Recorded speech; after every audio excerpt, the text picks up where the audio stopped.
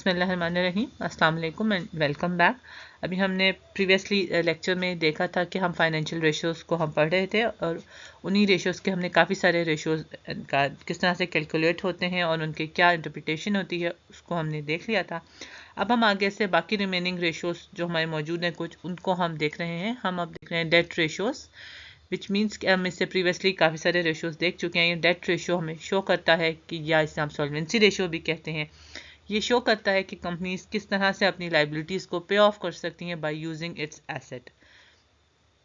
या अब हम इसके सिंपल वर्ड हम अपने लाइबिलिटीज़ और अपने एसेट्स को कंपेयर कर रहे होते हैं कि हमारे पास कितने किस रेशियो में मौजूद है। जैसे अभी हमने प्रीवियस लेक्चर्स में बात की थी कि इन रेशियो के लिए हमें अपने बैलेंस शीट और हमें इनकम स्टेटमेंट की ज़रूरत होती है। ये एक exemplary balance sheet and income statement यहाँ गिवन है जिसका हम डाटा यूज़ करें हैं। समटाइम्स हम अपना इसमें हाइपोथेटिकल डाटा भी हमने यूज़ किया है इन क्वेश्चंस को सॉल्व करने के लिए।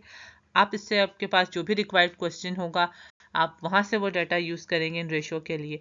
और अगर आपने ख़ुद कैलकुलेट करना है तो आप पहले इनकम स्टेटमेंट बनाएंगे और फिर या बैलेंस शीट बनाए कैलकुलेट करेंगे और फिर हम सॉल्व करेंगे अपने इन रेशोज़ को।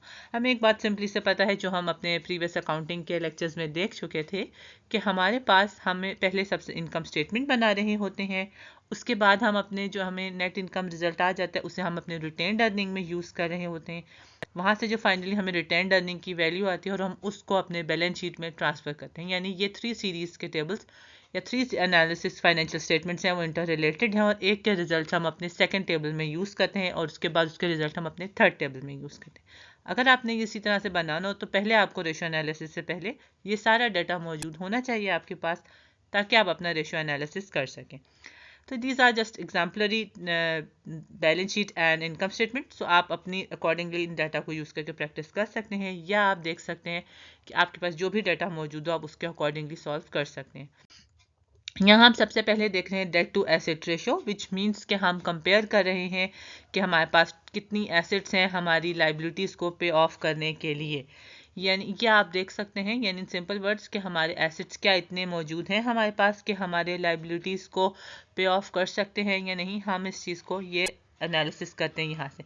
यहाँ हमें ये पता है कि अगर आपके पास हायर रेशियो आएगा तो इट मीन्स कि कंपनी ने ज़्यादा बोरोइंग की हुई है एज़ कम्पेयर टू उनके एसेट्स मौजूद हैं उनके पास, या आप ये कह सकते हैं कि कंपनी ने अपनी एबिलिटी से या अपने इजीली पे बैक करने से ज़्यादा अपने लिए बोरोइंग कर ली है, लाइबिलिटीज़ बना ली है। ये आपके पास एक गिवन डाटा है जो ईयर 1 या ईयर 2 का है। हम देख सकते हैं ईयर 1 में उसके पास 39% आ रहा था रिजल्ट्स की लाइबिलिटीज़ हैं या ईयर 2 में उसकी 34% है, विच मीन्स कि यह आपके पास 49% of assets are liabilities based हैं। या हम ये कह सकते हैं कि इसके पास टोटल 34% जितने एसेट्स मौजूद हैं वो इसने अपनी लाइबिलिटीज़ के थ्रू परचेज किए हुए हैं।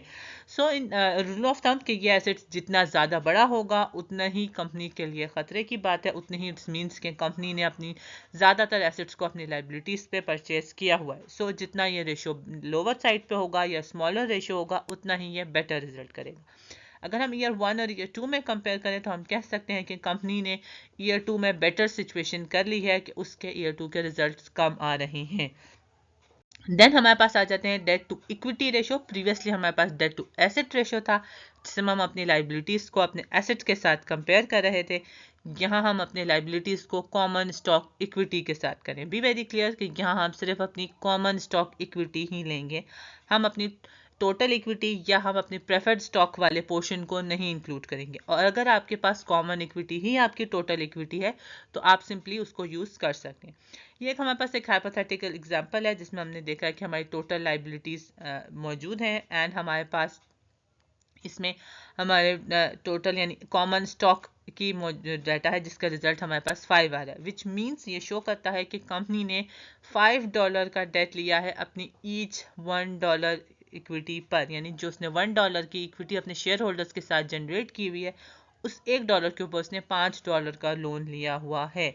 हायर द डेट जितना ये हायर रेशियो होगा विच मीन्स कि company is more higher at risk है या हायर अपनी फाइनेंशियल लेवरेज उसकी बहुत ज़्यादा है।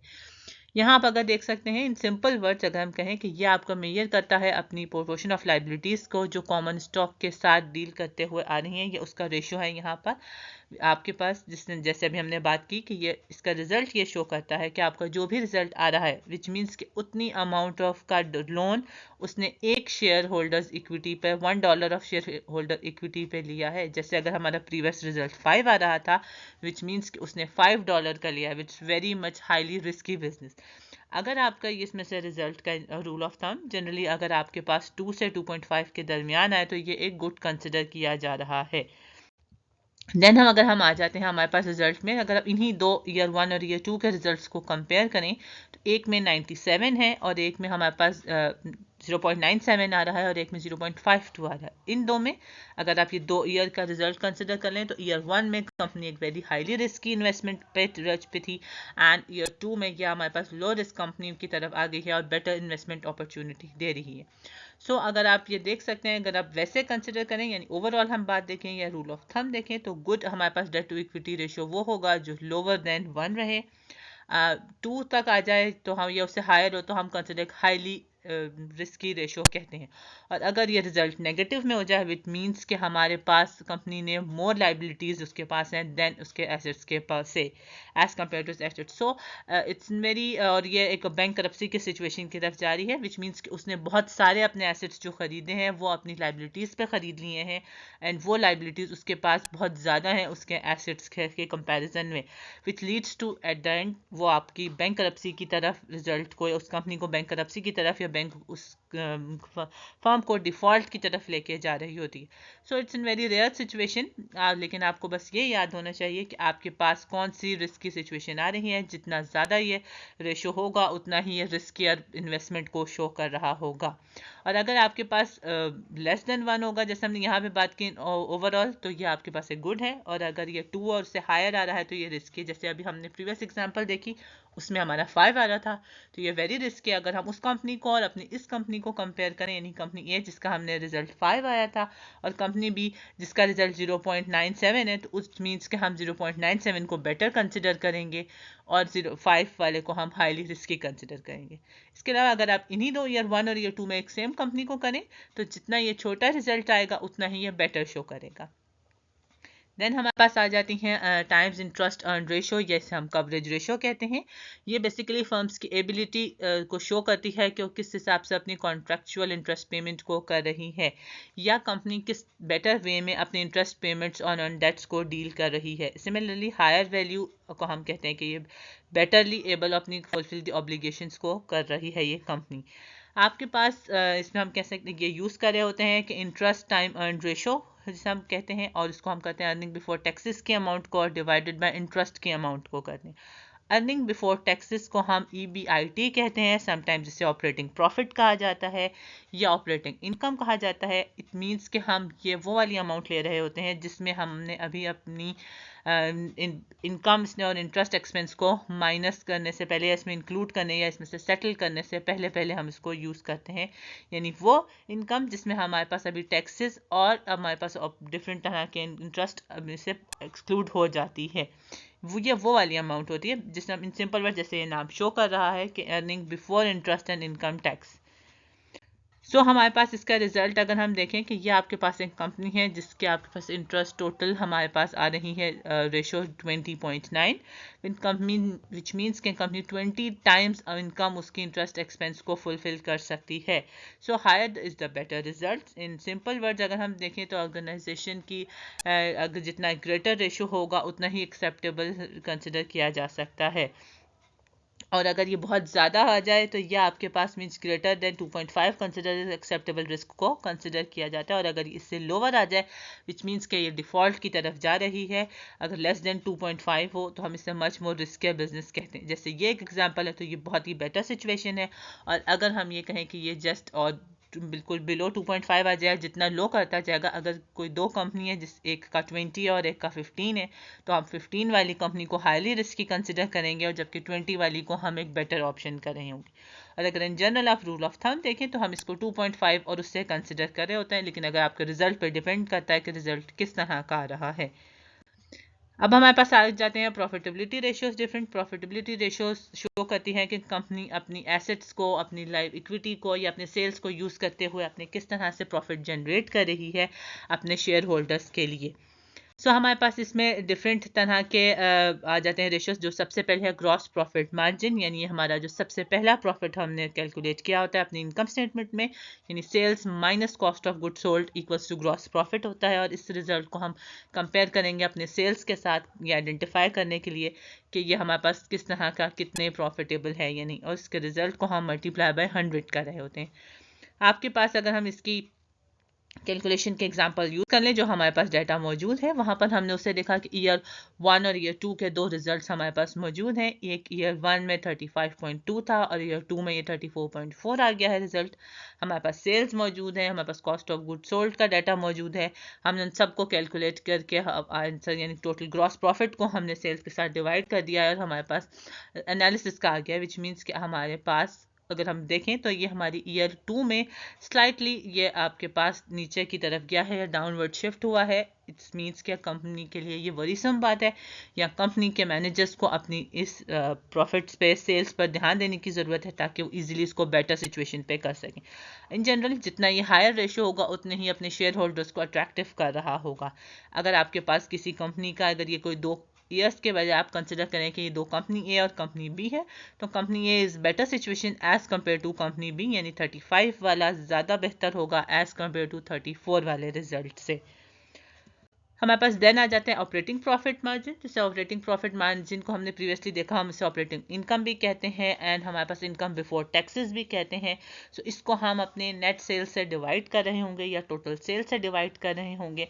हमारे पास इसका रिजल्ट जितना भी हायर आएगा उतना ही बेटर प्रॉफिट मार्जिन को शो कर रहा होगा।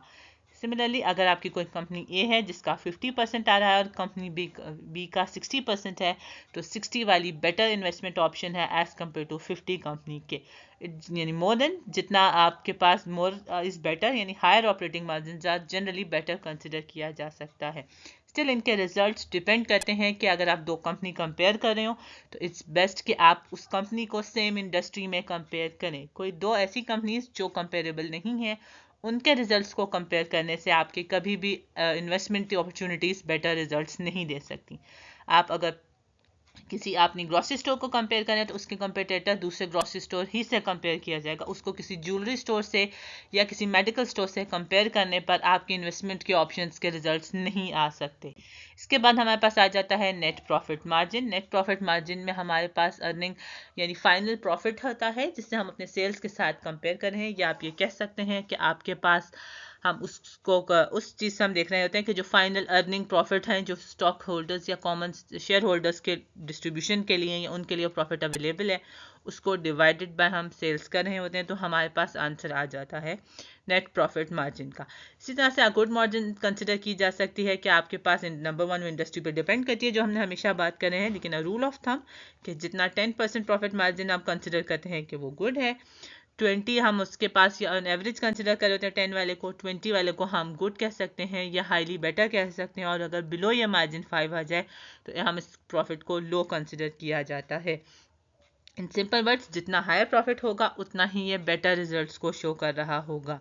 अगर आपके पास अब मैनेजर्स के अकॉर्डिंगली देख रहे हो या उसके लिए देखें, तो अगर जितना लोअर साइड पे जाता जाएगा अगर एक साल से दूसरे साल के दरमियान, तो मैनेजर्स के लिए ये वरीसम बात होती है, या उनके लिए वरीडनेस की बात होती है कि वो फिर अपने सेल्स को या अपने बाकी सारे जो उनके प्रॉफिट के वेज हैं उनको ज़रा वे ऑफ वर्कआउट कर रहे होते हैं कि वो बेटर रिजल्ट्स को शो कर सकें।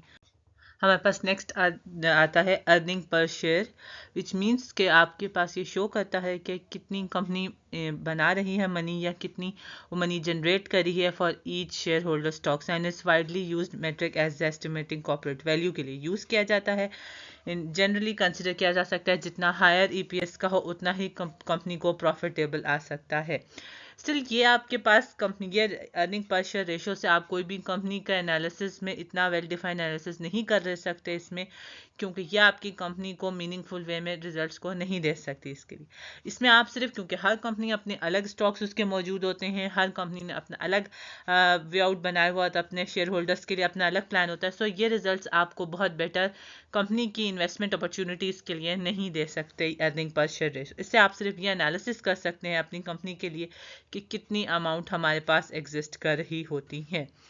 सो हमारे पास नेक्स्ट आ जाता है रिटर्न ऑन इन्वेस्टमेंट। ये कुछ फ्यू आपके पास इंपॉर्टेंट रेशियोज हैं जो हम यूज़ करते हैं अपने एनालिसिस के लिए।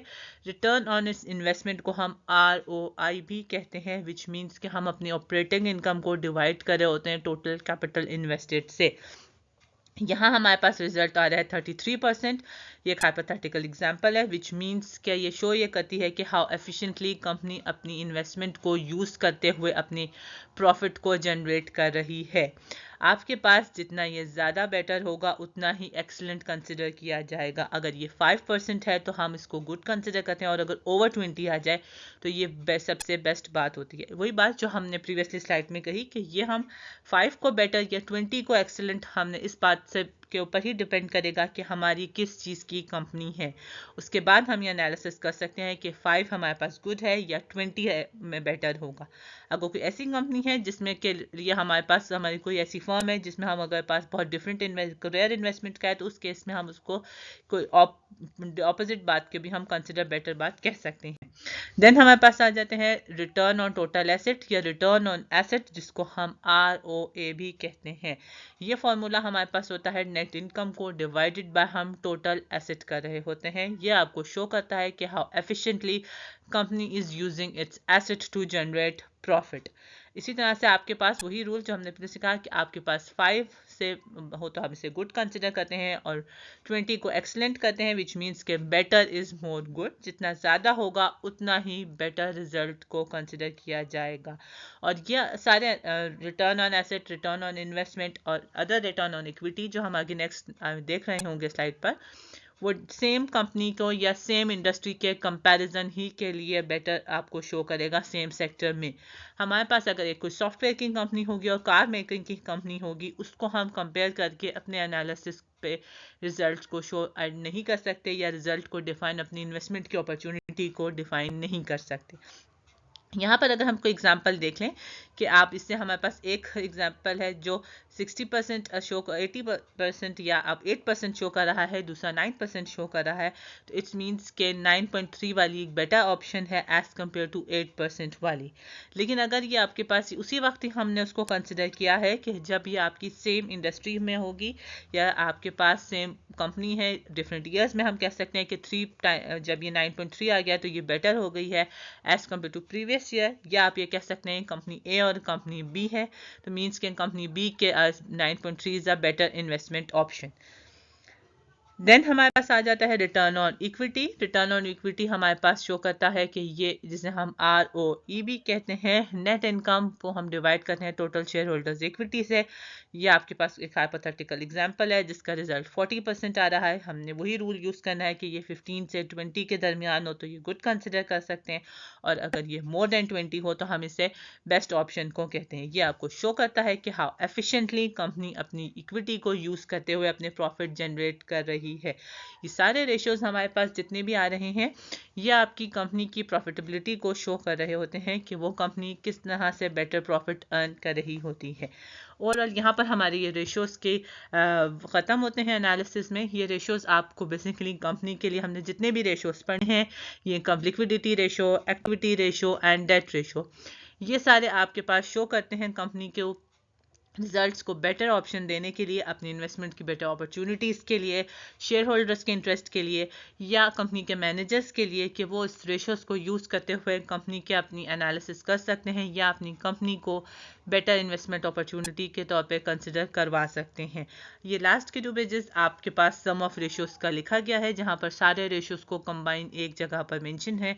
आप यहाँ से देख सकते हैं और इसको आप डिटेल में अपनी ईज के लिए इन फार्मूलाज को यूज़ करते हुए अपने क्वेश्चन सॉल्व कर सकते हैं। वन मोर थिंग जो अभी हमने नहीं देखी, कि आपके पास कॉमन साइज इनकम स्टेटमेंट है जो सिंपली आपकी सारी वैल्यूज़ को हम सेल्स की टर्म्स में कन्वर्ट कर देते हैं, या आप ये कह सकते हैं कि हम इसको सेल्स की परसेंटेजेस में लेके जा सकते हैं। फॉर एग्जांपल मैंने sales divided by cost of good sold कर दूंगी, सेल्स डिवाइडेड बाय आपके पास हमें अपने एनालिसिस के लिए यूज़ कर दूंगी कि परचेजेस डिवाइडेड बाय सेल्स को मैं देख लूँगी कि कितने टोटल सेल्स की परसेंटेज बन रही है। सो ये आपके पास, आपको अगर रिक्वायरमेंट है तो आप इसको यहाँ से अपने फार्मूलाज के साथ कंपेयर करते हुए देख सकते हैं। सो अगर आपको ये इसकी वाली सेक्शन की स्लाइड हमारे पास सेंड होती हैं, आपको कोई चीज़ इसमें क्यूरी हो तो आप पूछ सकते हैं कमेंट में। इसके अलावा प्लीज़ अगर ये आपको हेल्प लगे तो like share and subscribe the video. Thank you. अल्लाह हाफिज़।